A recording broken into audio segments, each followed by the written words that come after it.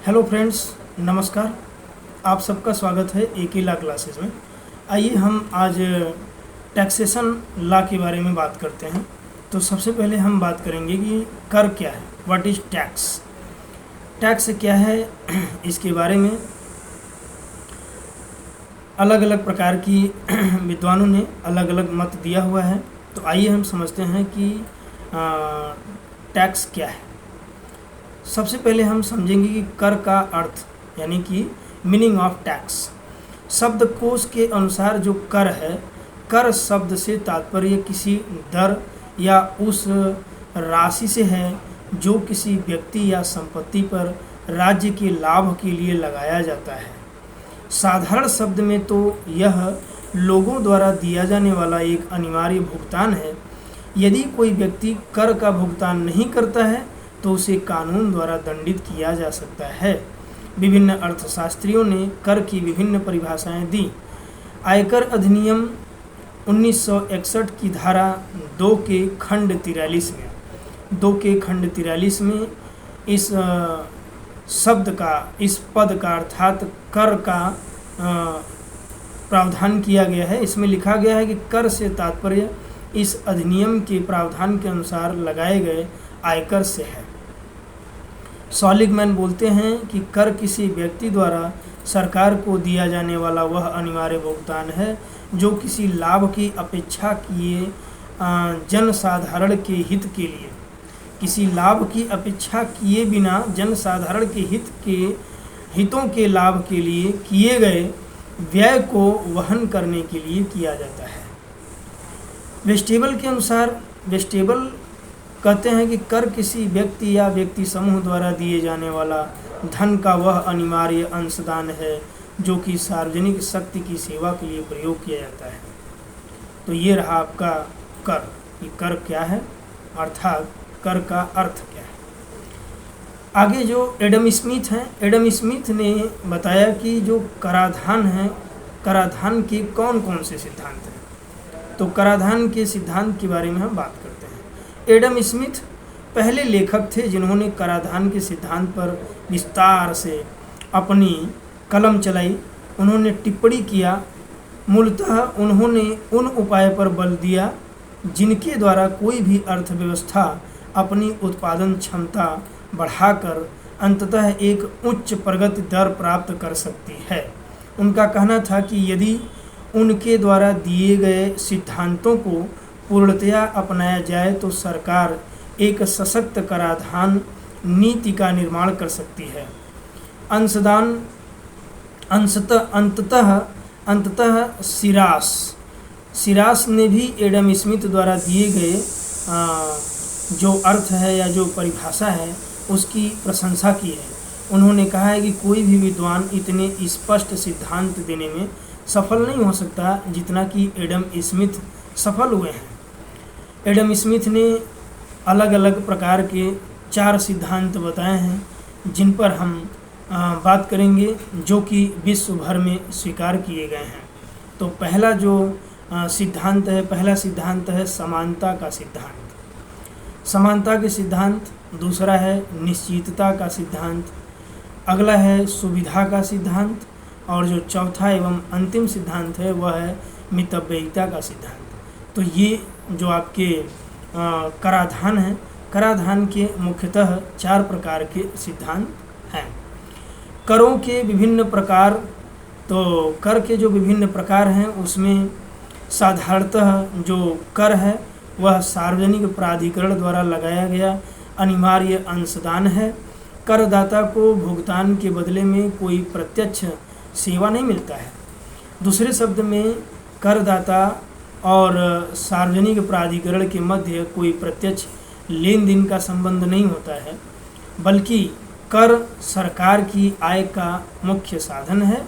और जो करदाता होता है वह जो कर वसूल करने वाले प्राधिकरण होते हैं उन्हें निश्चित कर देता है और वह कर लोकहित के लिए या समाज के कल्याण के लिए वह खर्च किया जाता है, उनका वहन किया जाता है। विभिन्न अर्थशास्त्रियों ने करों को विभिन्न प्रकार से श्रेणीबद्ध किया है या श्रेणीबद्ध करने का प्रयास किया है। करों को उनके स्वरूप, उनकी प्रकृति, उनकी मात्रा और कर को वसूल करने के तरीकों के आधार पर इनका वर्गीकरण किया गया है। इनको अलग अलग भाग में या अलग अलग रूप में बांटा गया है। जो कर हैं उनका स्वरूप, अगर स्वरूप अलग अलग है तो स्वरूप के आधार पर उनका वर्गीकरण किया गया। प्रकृति, उनका नेचर के आधार पर भी वर्गीकृत किया गया। मात्रा, उनका जो अमाउंट है मात्रा के आधार पर भी डिफरेंट हुआ। और करारोपण के तरीका और उसको वसूल करने के जो रीति है, जो उसका ढंग है, उसके आधार पर भी कर के प्रकार अलग अलग बताए गए। तो कर के कुछ प्रकार हैं जो निम्नलिखित या जिन पर हम डिस्कस करते हैं। तो पहला हो गया स्वरूप के आधार पर। स्वरूप के आधार पर जो कर होते हैं उसे बोलते हैं प्रत्यक्ष कर और अप्रत्यक्ष कर। दूसरा जो प्रकृति के आधार पर है, यानी कि नेचर के आधार पर है आय कर, संपत्ति कर और उत्पादन कर। उपभोग कर, पूंजीगत वस्तुओं पर कर एवं उपभोक्ता वस्तुओं पर कर। तो ये सभी कर जो हैं ये प्रकृति के आधार पर अलग अलग कर हैं। आय कर, संपत्ति कर, उत्पादन कर, उपभोग कर, पूंजीगत वस्तुओं पर कर, उपभोक्ता वस्तु पर कर। अगला जो प्रकार है आपका, जो कर का प्रकार है वो है मूल तत्व के आधार पर। मूल तत्व के आधार पर जो होगा, जैसे मूल्य के अनुसार कर और विशिष्ट कर, तो ये जो है मूल तत्व के आधार पर हो गया। मात्रा के आधार पर है, तो मात्रा के आधार पर जैसे एकल कर, बहु कर, एक कर भी हो सकता है, बहुत कर भी हो सकते हैं, इसलिए उसे एकल कर या बहु कर भी कहते हैं। और जो अगला आपका कर का प्रकार है वो है तरीका, यानी कि तरीके के आधार पर या रीति, कौन सा ढंग होगा, तो ढंग के या रीति या तरीके के आधार पर आनुपातिक कर हो गया, प्रगतिशील कर हो गया, प्रतिगामी कर हो गया, अवक्रमी कर हो गया, अधोगामी कर हो गया। तो इस प्रकार से विभिन्न प्रकार के करों के बारे में हमने बात किया। अब हम आगे बात करेंगे कि जो प्रत्यक्ष कर है और अप्रत्यक्ष कर है, तो वे कर जिनका विवर्तन संभव न हो, यानी कि जिनको अलग नहीं किया जा सकता, उनको डायरेक्ट लिया जा सकता है, अर्थात जिन्हें करदाता दूसरे व्यक्तियों पर न टाल सके, वह प्रत्यक्ष कर कहलाता है। उसे हम किसी दूसरे पर नहीं सौंप सकते हैं, वो डायरेक्ट कटेगा और डायरेक्ट जो है जो करदाता है उनके माध्यम से ही कट जाएगा या उनसे वसूल कर लिया जाता है। इस स्थिति में कर की जो देयता है, यानी कि कर को जो दिया जाना है या अथवा तत्कालीन द्रव्य भार जो है, यानी कि उस समय जो उनको द्रव्य देना है, यानी कि जो टैक्स लग रहा है उनका जो अंश है, वो अंश भार और कर की बाह्यता या अंतिम द्रव्य भार दोनों एक ही व्यक्ति पर पड़ता है। आयकर, संपत्ति कर, उत्तराधिकार कर, निगम कर आदि सभी प्रत्यक्ष कर के उदाहरण हैं। जबकि अप्रत्यक्ष कर वह कर होता है जो कि उस व्यक्ति द्वारा अदा नहीं किया जाता जिस पर कर लगाया जा रहा है, बल्कि वह आंशिक रूप से या पूरी तरह से या पूर्णतया अन्य किसी व्यक्ति द्वारा अदा किया जाता है। जैसे सीमा शुल्क, उत्पादन कर तथा बिक्री कर, ये सभी अप्रत्यक्ष कर के उदाहरण हैं। प्रत्यक्ष कर लगाते समय व्यक्ति की आय का ठीक ठाक अनुमान लगाना कठिन होता है, कुछ आय छिपा ली जाती हैं, जबकि अप्रत्यक्ष कर इस कमी को पूरा करता है। प्रत्यक्ष कर धनी लोगों पर ऊंची दरों से लगाए जाते हैं तथा निर्धन लोगों पर नीची दर से लगाया जाता है। इस प्रकार से आय की असमानता को कम करने का प्रयास किया जाता है। जबकि जो अप्रत्यक्ष कर है, अप्रत्यक्ष करों के द्वारा समाज के प्रत्येक व्यक्ति पर कर लगाया जा सकता है। इस प्रकार जो लोक उपयोगी सेवाएं हैं, उन सेवाओं की विविध व्यवस्थाओं के लिए अलग अलग व्यवस्थाओं के लिए प्रत्येक व्यक्ति सरकार को अपना अंशदान दे सकता है। प्रत्यक्ष कर जो होता है यह न्यायपूर्ण होता है, क्योंकि यह समता के सिद्धांत पर आधारित होता है। जबकि यह समता के सिद्धांत पर आधारित होता है, जिससे कि इन्हें प्रगतिशील बनाया जा सके। इन करों का भार धनाढ्य लोगों पर अधिक तथा निर्धन लोगों पर कम पड़ता है। जबकि अप्रत्यक्ष कर जो है ये सामान्य उपयोगी की वस्तुओं पर लगाए जाते हैं। इस कारण इनका भार धनी वर्ग की अपेक्षा निर्धन वर्ग पर भी बराबर पड़ता है। इसके अलावा ये प्रतिगामी भी होते हैं और करदाता कर देय योग्यता पर कोई ध्यान नहीं देता है। प्रत्यक्ष कर निश्चित होता है। करदाता को इस बात का निश्चित पता होता है कि उसे कर के रूप में कितनी धनराशि कब देनी है, और सरकार को भी इस बात का निश्चित ज्ञात होता है कि उसे प्रत्यक्ष करों से कितनी आय की प्राप्ति होनी है। जबकि जो आपका अप्रत्यक्ष कर है, तो अप्रत्यक्ष करों से प्राप्त होने वाली आय अनिश्चित होती है, उसका अनुमान लगा पाना मुश्किल होता है। प्रत्यक्ष कर करदाताओं में नागरिक चेतना उत्पन्न करती है, जबकि अप्रत्यक्ष करों का समूह व्यापारियों आदि संस्थाओं द्वारा किया जाता है।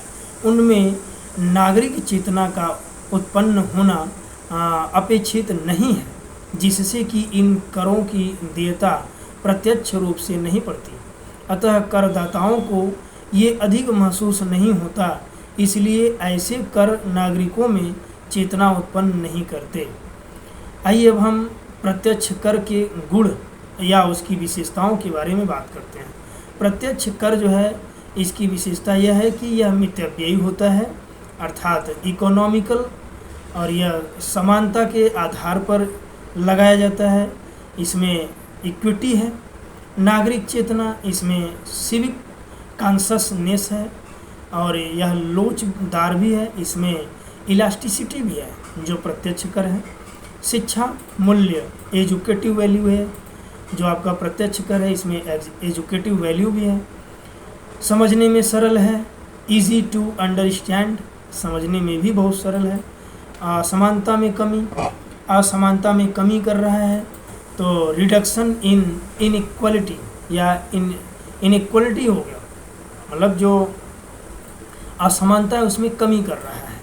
और अगला जो इसकी विशेषता है प्रत्यक्ष कर की, वह है निश्चितता, इसमें सर्टेनिटी पाया जाता है।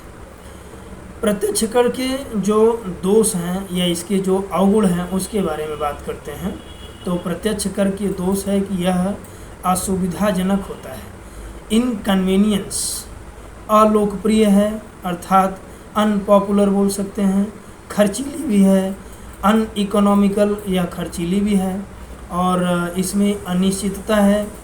अनिश्चितता अर्थात अनसर्टेनिटी समानता के सिद्धांत के विरुद्ध है, तो ये आपके समानता के विरुद्ध भी हो गया।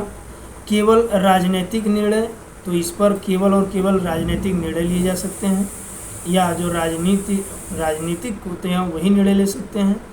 और पूंजी निर्माण में बाधक, तो ये एक प्रकार का पूंजी निर्माण में बाधक भी होता है।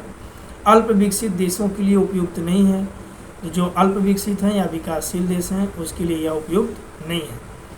अब हम बात करेंगे अप्रत्यक्ष कर की विशेषता। अप्रत्यक्ष कर की विशेषता जो है, इसमें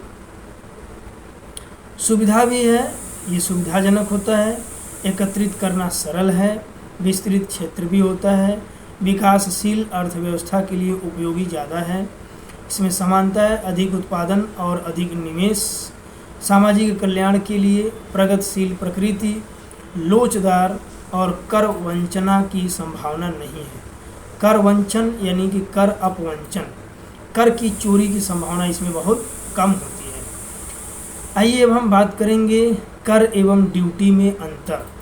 कर जो है नागरिकों के प्रति अपने दायित्वों को पूरा करने के लिए सरकार द्वारा लगाए जाते हैं। वे किसी भी सरकार द्वारा उत्पन्न सभी राजस्व की ऋण है। इस प्रकार निजी क्षेत्र से सरकार द्वारा एकत्र किए गए धन करों के दायरे के भीतर आता है, जिसमें कर्तव्य शामिल है।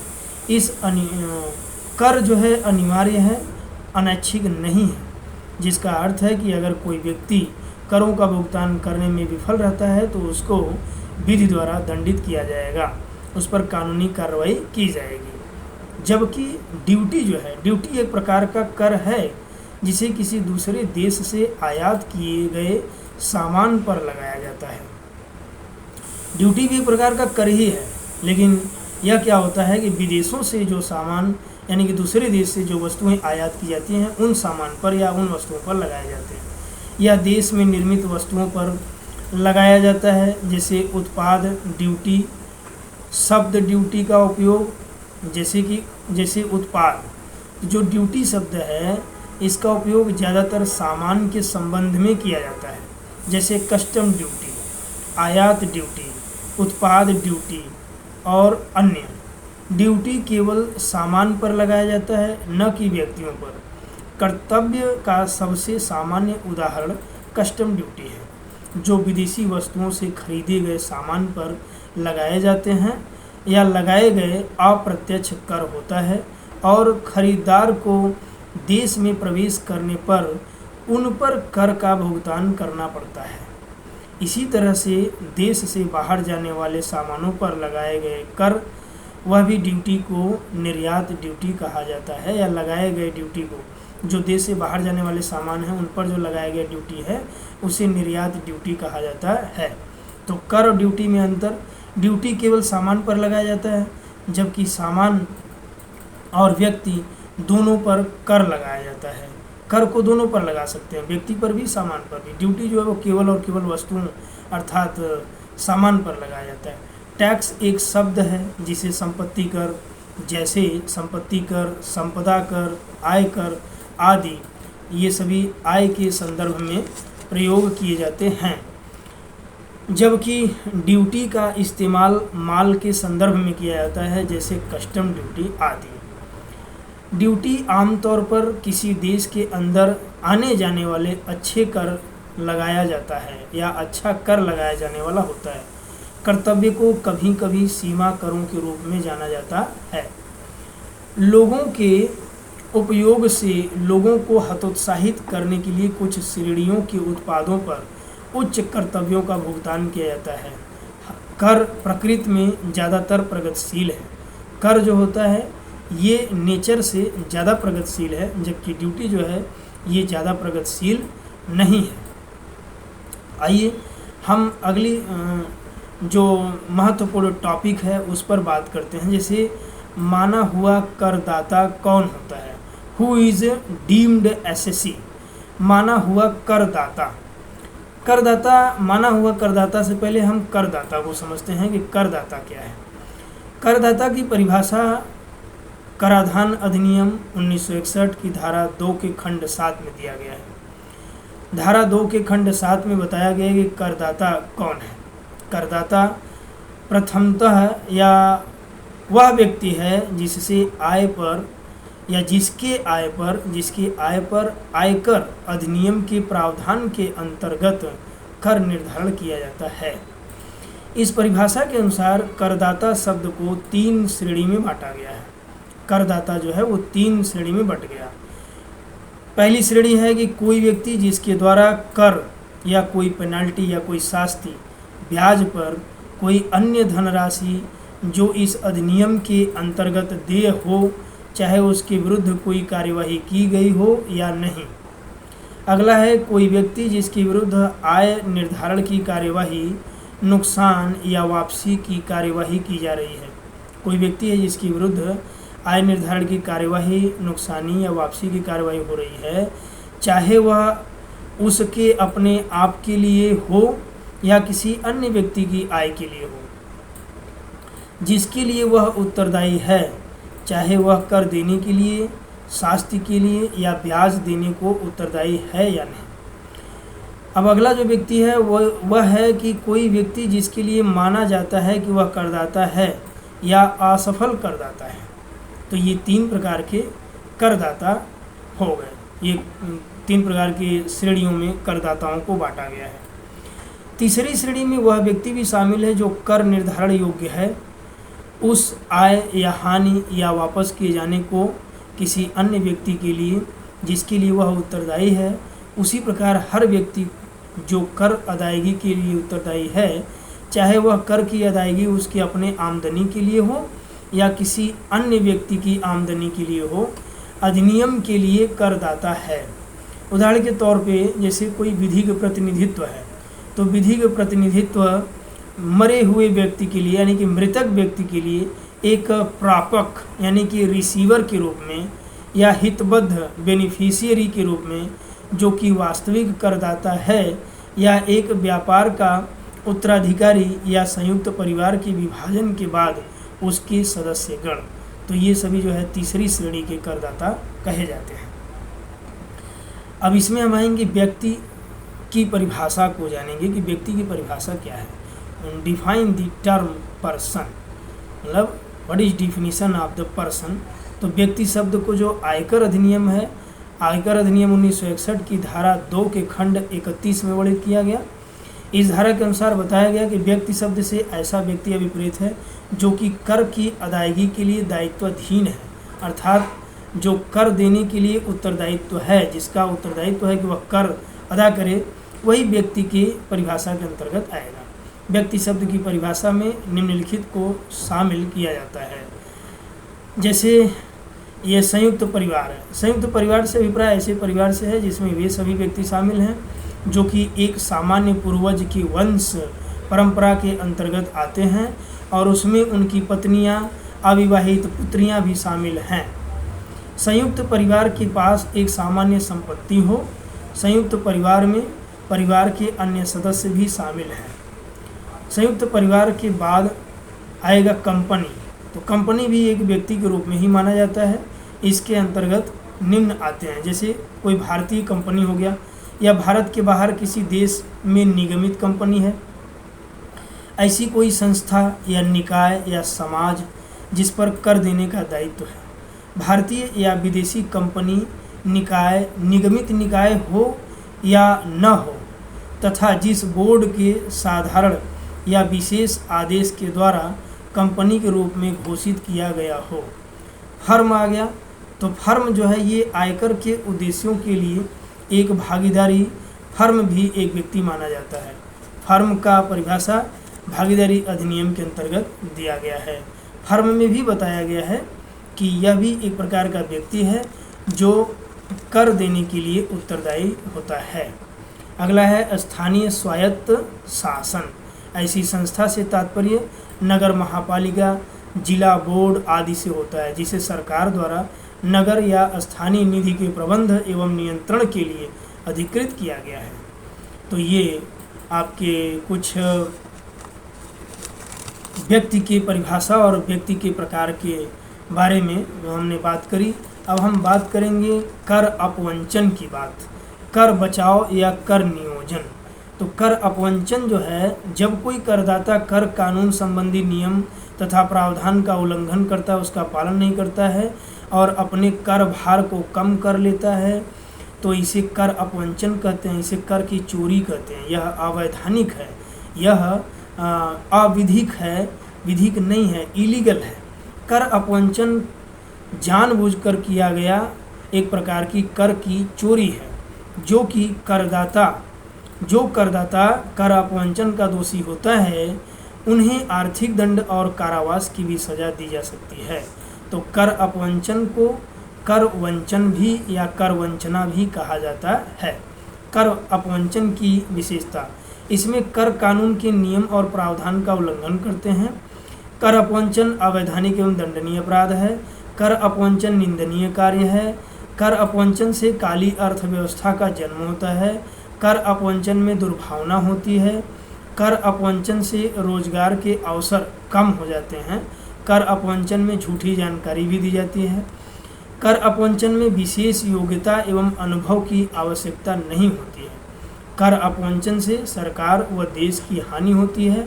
कर चोरी से या अपवंचन से औद्योगिक विकास भी कम हो जाते हैं। कर अपवंचन से या कर अपवंचन का जो मुख्य उद्देश्य होता है धोखा देना होता है। कर चोरी या कर अपवंचन के लिए जो करदाता है, करदाता द्वारा उठाए जाने वाले कदम। तो करदाता कर की चोरी करने के लिए निम्न प्रकार की क्रिया करता है।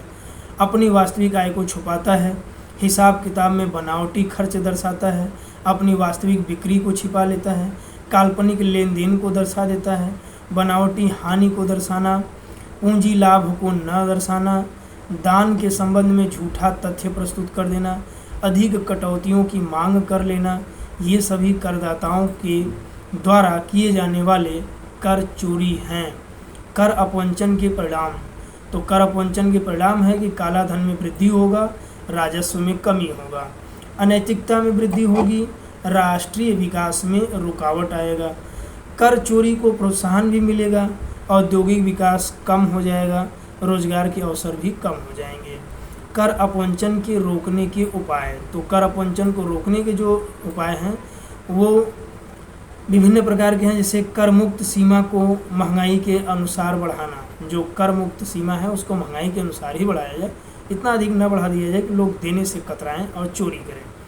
कर मुक्त सीमा में वृद्धि करना, कर की दरों में कमी करना, कर कानून को सरल बनाना, करदाताओं पर विश्वास एवं कर्मचारियों पर नियंत्रण रखना, करदाताओं द्वारा प्राप्त ब्याज को कर मुक्त कर देना, कृषि आय को कर योग्य बनाना, दंड से संबंधित नियम और प्रावधान का कड़ाई से पालन किया जाना, शीघ्र निर्णय लेना, कर को चुकाने के लिए किस्त का प्रावधान करना, ये सभी कर की चोरी को रोकने के सुझाव रहे। अब हम कर बचाव से जो उपाय हैं इसकी बात करेंगे कि कर बचाव क्या है या कर बचाव के कौन कौन से दुष्परिणाम हो सकते हैं। कर बचाव का अर्थ है कि किसी भी प्रकार करारोपण के विधान के आयोजनों का उल्लंघन किए बिना विधान की कमजोरियों को पकड़कर उनका लाभ उठाकर कर दायित्व कम कर लेना। ये चोरी तो नहीं कर रहे हैं लेकिन एक लूप होल निकालते हैं, एक लूप होल्स के माध्यम से हम अपने दायित्व को कम कर रहे हैं, इसे बोलते हैं कर बचाव। यह विधान की भावना तथा उद्देश्य के प्रतिकूल होता है। जैसे ही सरकार को विधान की किसी कमजोरी का ज्ञान हो जाता है वह इस विधान में संशोधन करके इस कमजोरी को दूर कर देता है। कभी कभी सरकार इस कमजोरी को दूर करने का संशोधन भूतकाल से प्रभावी कर देती है और तब करदाता द्वारा इस कमजोरी के कारण बचाया हुआ कर जो है वह व्यर्थ हो जाता है, क्योंकि उसे अब वह चुकाना पड़ जाएगा या चुकाना पड़ जाता है। कर बचाव के जो दुष्परिणाम हैं, कर बचाव के दुष्परिणाम के बारे में हम बात करेंगे। पहले न्यायालयों के दृष्टिकोण से कर बचाव न तो वैधानिक था और न ही अनैतिक। पहले अवैधानिक भी नहीं था, अनैतिक भी नहीं था। उनका मत था कि प्रत्येक करदाता का अधिकार है कि वो अपने वित्तीय व्यवहार इस प्रकार संचालित करे जिससे कि उसका कर दायित्व न्यूनतम हो सके। परंतु अब सर्वोच्च न्यायालय का विचार है, सर्वोच्च न्यायालय का मत है कि न्यायालयों को कर बचाव के उपाय को प्रोत्साहित नहीं करना चाहिए और ऐसे व्यक्तियों को उजागर करना चाहिए, एक्सपोज करना चाहिए जो कर बचाव करते हैं, क्योंकि कर बचाव के अनेक सामाजिक दुष्परिणाम हो सकता है। राजकीय आय में कमी हो जाएगी जिसकी आर्थिक कार्यक्रम के लिए आवश्यकता होती है। समाज में आर्थिक असमानता में वृद्धि हो जाएगा। समाज में बुद्धिमान सदस्य का समय इस कार्य के लिए बर्बाद हो जाएगा और अन्यथा इस समय का सदुपयोग अन्य उत्पादक कार्यों में किया जा सकता है।